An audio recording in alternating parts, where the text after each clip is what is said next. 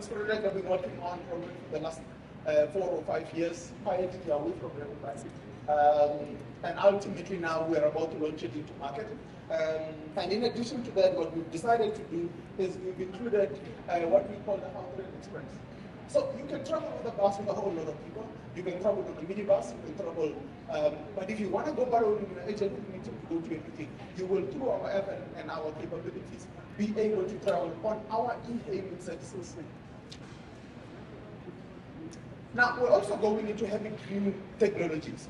Now, the first 2 buses that you see on the right, the 12-meter bus and the 9-meter bus, are already developed in such a way that I can go in there, remove the diesel engine that is in there, replace it with an electric motor and do the same gearbox, and ultimately then run it as an electrical train.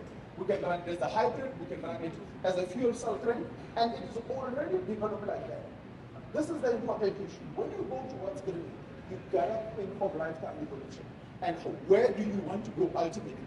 And we will then introduce, so we were just about to introduce e-bikes into the system when COVID hit. In actual fact, we had signed off the proof of concept for Hatfield and Sandton Station. And we'll put the project back into the market. We're looking at an e-taxi going into the market. And the 2 other vehicles is an e-tuk-tuk and what do they call it? And a local car that we use for our e-hailing services. We're also going into heavily, so one of the things that I own is real estate. I own a lot of tracts of land that I can actually allow me to actually put solar panels on there to do 2 things. One, I can power the stations directly, right? But that in itself has limited capacity because what ends up happening with a lot of these solar projects is that the storage for the power becomes a problem and becomes the inhibiting factor when you do.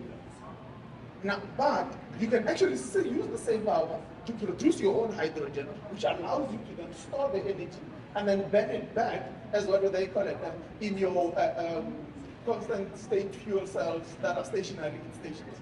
And that in itself is a game changer because then you use the power that you make during the day and store it as hydrogen, which then allows you 24 hours operations on the system in itself. And I would like to tell you, I'm going to power the entire set of trains. We're going to do with the power that comes from here. It won't be possible. But what this does is it allows me the ability to go towards hydrogen trains. So as I produce my hydrogen on the system, I can then bring on hydrogen and then have free hydrogen that I produce myself. Ultimately, there are opportunities for collaboration. And why partner with us? First and foremost, we're robust when it comes to our governance framework. We've had 11 consecutive clean audits. Confirmed by the Auditor General, not by me. We also have sound financial and asset management controls that are sitting in place. We own a 45 billion rand asset that I can account for properly. We have strong technical and assurance management capability, which we've built over the last 13 years of operating the system in 2010. We have an A grade, so that the SARA yearly rates public infrastructure. And for the last 2 years, we are the only A-grade asset, public asset, in the whole of South Africa. And for that, I'm really proud, because even, the people that used to be in that thing, the likes of SARA, they've spotted me. They'll come there, it's fine. But here, it's me.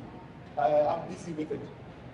And then we have a strong commission and strategic capabilities, and we're a value-based organization as a whole. So in essence, with all of that, we welcome you to partner with us. And how did I do with the job? In Gautrain stuff.